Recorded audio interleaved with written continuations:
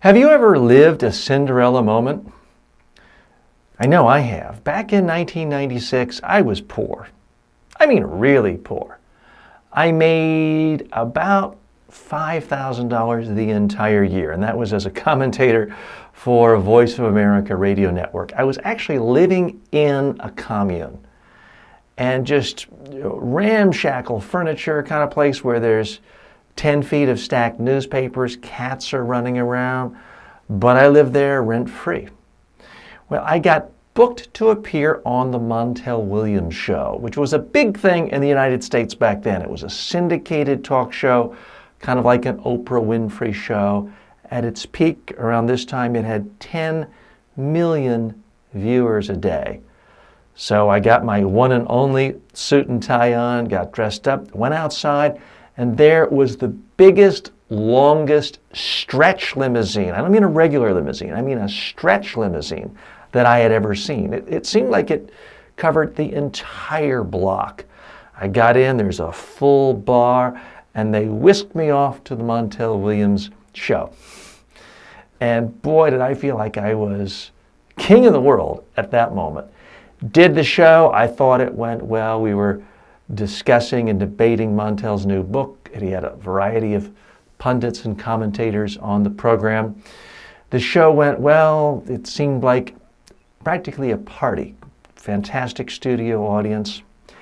And then there's the giant stretch limousine waiting for me, takes me back home. I get back, and there I am in essentially my slum. Take my suit off, and I go out to dinner. It was the $1 slice of pizza. That's all I could afford.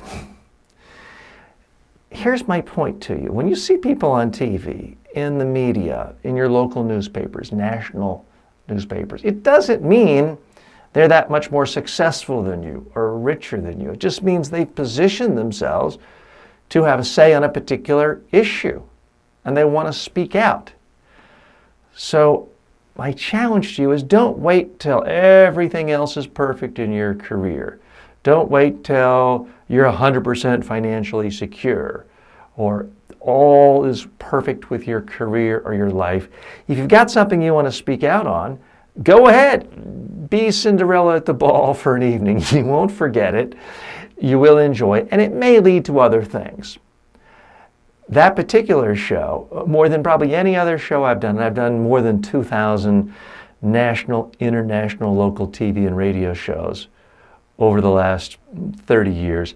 I got more feedback from that. My doorman saw it, people in bars saw it, people commented on it. At least in my own mind, I was like a mini celebrity for about 4 or 5 days after the show ran.